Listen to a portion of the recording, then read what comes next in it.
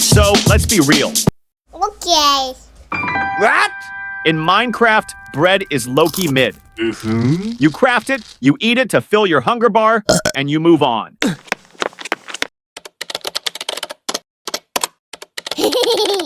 But in the medieval world, bread was literally the main character. It decided who worked, who paid taxes, and who actually had the power. Like, no cap, if you controlled the grain, you controlled the oven. And if you controlled the oven, you controlled every single person on the map. Nani?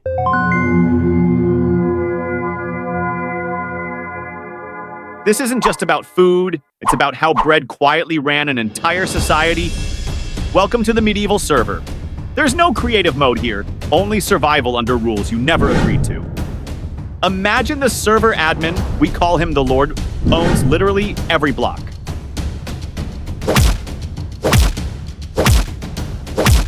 You're a serf, which is basically a permanent debuff for about 75% of the players.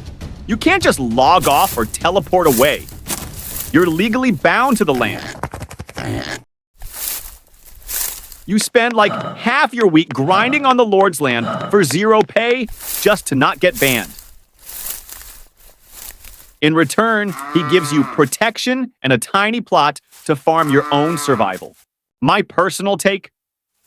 This system was a total scam, but back then, it was the only way to play the game. Question for you guys, would you work 3 days a week for free? Just to have a place to sleep? Let me know in the comments. Anyway, here's where it gets wild. In standard Minecraft, 8 cobblestones get you a furnace. Easy, right? On this server, owning a private oven was literally illegal. You had to use the Lord's communal oven, the four banal. And honestly, this is where the medieval server gets actually toxic. Imagine the Lord is the ultimate gatekeeper.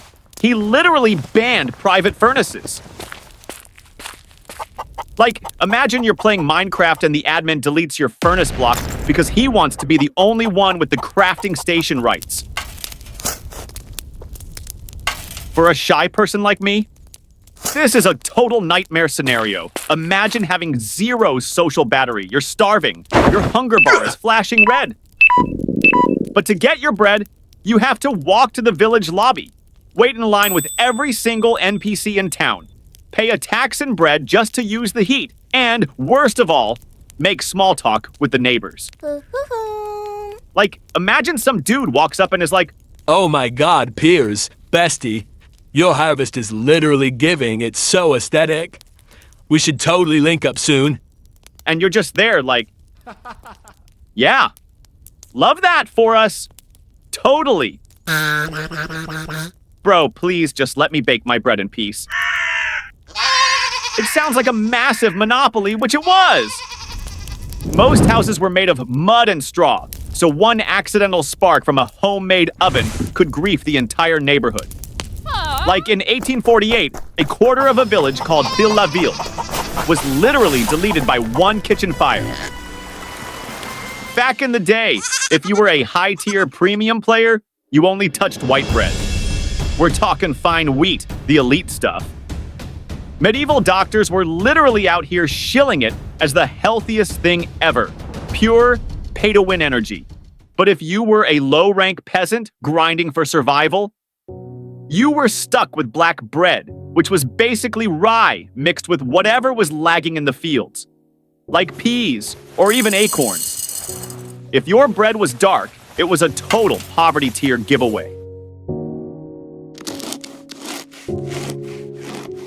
But fast forward to today, massive plot twist. Now, white bread is low-key the cheap, mid option at the dollar store that everyone says is bad for your health. Meanwhile, that dark, grainy, ugly bread the peasants were forced to eat.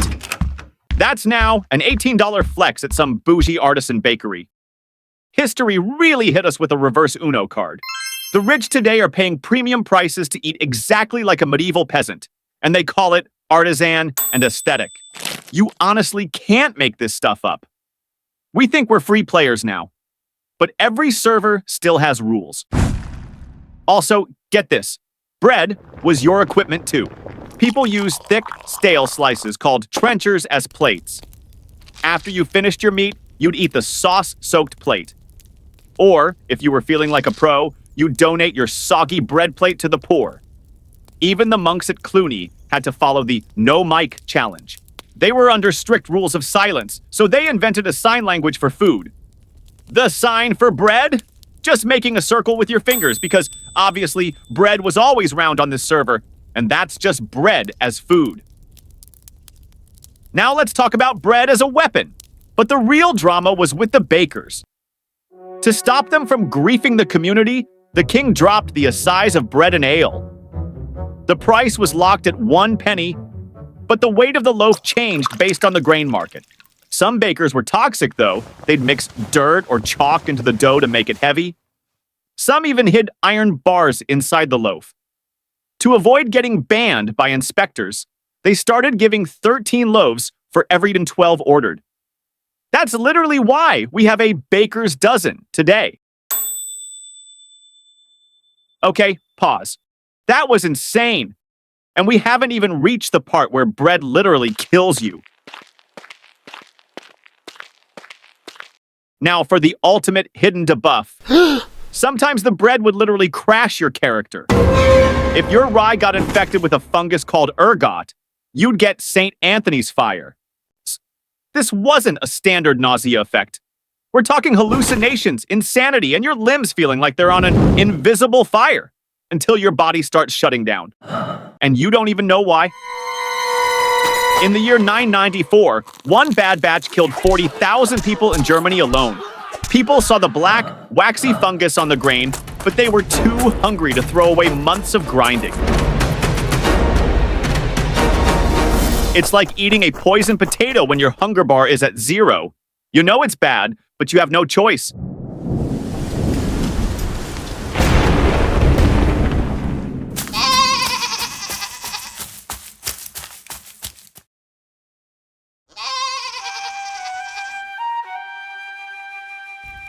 But wait, it gets even more petty. Even the holiday events were a trap. At Christmas, the Lord would invite the serfs to a feast, which sounds wholesome, right? Wrong. You had to bring your own plates and your own firewood. Total admin power move. So, yeah, controlling bread meant controlling survival. It was the ultimate tool that kept this server running for over 500 years. If you were born into that server, do you think you'd survive? So, yeah, do people live bad lives? Or just small ones? Is it laziness or just following the script? Follow this, stay safe. Do we choose safety because it's right? Or just easier? Is that why systems last? Because they're predictable. Knowing your place is comforting. Knowing the limit feels manageable, safer. But we're still trading, right? Certainty instead of meaning. Survival instead of asking why. What happens if you actually ask? Do the big questions feel dangerous because your life was never really your choice? Once you see the loop, can you unsee it? Days feeling less like a life, more like maintenance. Pay, show up, scroll, consume, repeat. Same loop, different century. If people get just enough comfort to survive, do they end up defending the cage? Not for love. Just because admitting it's a cage is too hard. So we romanticize the past or mock it. We're so evolved. But is evolution tech or is it awareness? Awareness is expensive, costs comfort. Relationships, that's why we dodge it. If survival wasn't the goal, what would you build? If the system disappeared tomorrow, would you be free or just lost? If you're lost, the system didn't support your life. It was your life. Every era has its bread, invisible, ordinary, shaping you. If you found yours, what then? Look away or start rewriting? If everything was gone tomorrow, the job, the routine, the labels, would you be free? Or would you have no idea who's even playing the game? Anyway, I'm out. You want me to do another one on, like, medieval water or something? That stuff was also gross.